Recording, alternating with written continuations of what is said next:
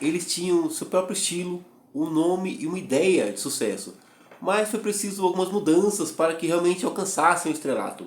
É sobre a banda Metrô que nós vamos falar no vídeo de hoje.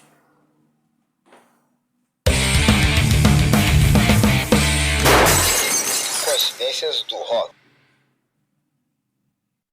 Fala pessoal, como vocês estão? Sim, estou de volta. Mais um vídeo para vocês, mais um vídeo aqui pro canal.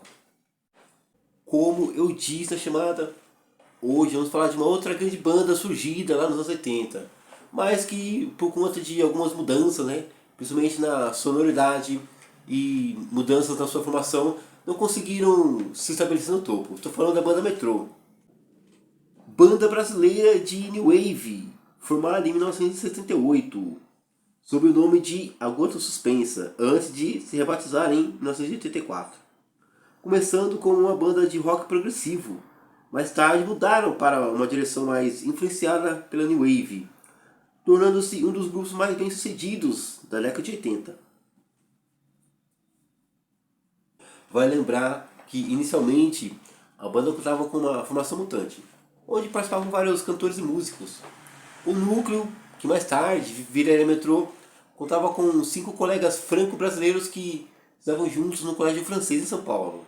Entre eles estavam presentes a atriz Virginie nos vocais, Alec Hayati na guitarra, Ian Lodeman nos teclados, Xavier Leblanc no baixo e Dani Roland na bateria. Fazia um som progressivo experimental, bastante inspirado por bandas como Pink Floyd, King Crimson, Novos Baianos e pelo movimento tropicalista. Aos poucos, o estilo da banda foi fidelizando um público juvenil cada vez mais numeroso, que o seguiam em suas apresentações em colégios, assim como em festivais de música em São Paulo. Aos poucos, começaram a se apresentar em espaços mais característicos dessa época, como as casas de shows Clash e Carbono 14.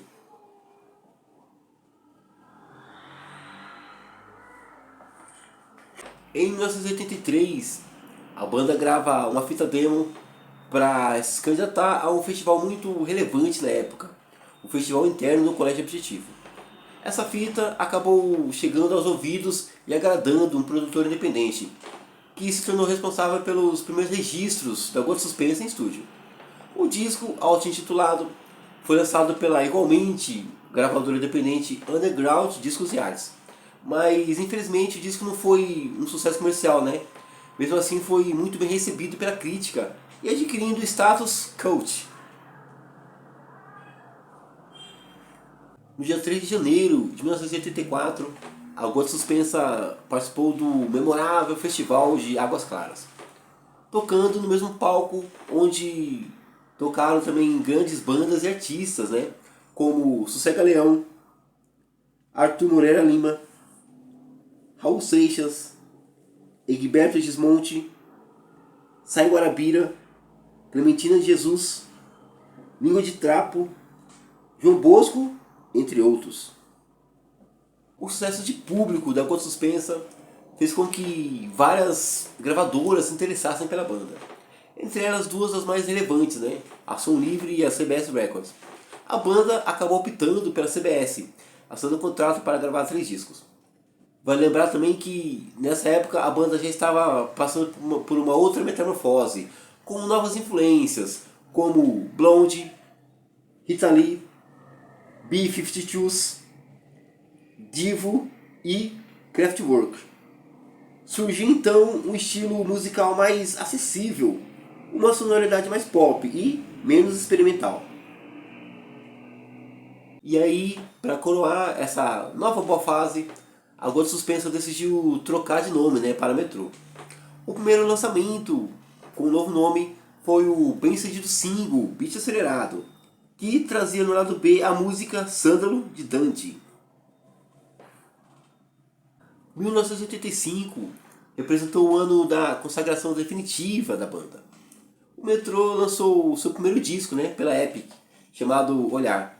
O disco foi produzido pelo bem requisitado produtor da época, Luiz Carlos Maluli. responsável pelo grande sucesso do disco de estreia do RPM. O disco trouxe alguns hits, né, como as músicas Tudo Pode Mudar, Cenas Obscena, com participação de Léo Jaime, Johnny Love, incluída na trilha sonora do filme Rock Estrela de 85, onde a própria banda fez uma participação especial. E a música Tititi, composição de Rita Lee e Roberto de Carvalho, que foi tema de abertura da novela homônima, que também foi ao ar em 1985. Com o sucesso do disco, o Metrô logo se tornou uma das bandas mais famosas e mais bem-sucedidas do Brasil, ao lado daquelas que também haviam surgido simultaneamente, como a Blitz, Legião Urbana, Titãs, RPM, Rádio Táxi, o Traje a Rigor e Kid Abelha. Chegavam a fazer 7 shows em uma semana, além de constantes aparições em numerosos programas de auditório daquela época, como Cassino do Chacrinha, Clube do Bolinha, Programa Raul Gil, Programa Barros de Alencar, Globo de Ouro, Fantástico e Perdidos na Noite. Também contribuíram com uma canção para o álbum da popular série infantil Balão Mágico, com a música Não Dá Para Parar a Música. Mas aí, apesar do imenso sucesso, as intensas e ininterruptas viagens de turnês acabaram implodindo o grupo. Parte dos integrantes sentia falta da fase mais experimental, né? Queriam mudar mais uma vez de vida e de som. Se distanciar de uma vez por todas do som da New Wave que vinham desenvolvendo até então com o Metrô. Isso fez com que no ano seguinte Virgin decidisse deixar a banda. Então, com a saída de Virgin, os outros integrantes decidiram criar um projeto chamado Amor de Mal. Para os vocais, recrutaram o músico e cantor português Pedro Del Rey. Em 1987, a banda lança o segundo disco, primeiro e único com Pedro nos vocais, intitulado Amor de Mal. O disco foi um fracasso de vendas, né? A nova direção musical acabou não seduzindo seus fãs. Isso fez com que, no ano seguinte, a banda decidisse interromper a parceria. E Pedro acabou voltando para Portugal, onde formou outras bandas. Quanto a Virgin, após ter conhecido outros universos musicais, formou a banda Virgin e Fruto Proibido, exatamente como fez Rita Lee depois que deixou os Mutantes. O disco Crime Perfeito saiu em 1988, com a música Más Companhias sendo inserida na trilha sonora da novela Fera Radical.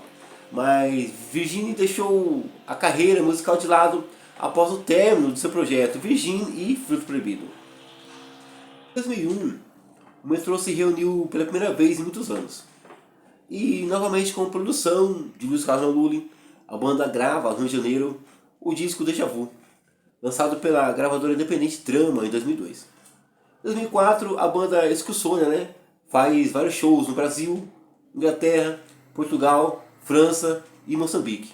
Mas logo depois da turnê, a banda decidiu se separar novamente e seus integrantes seguiram com seus projetos pessoais.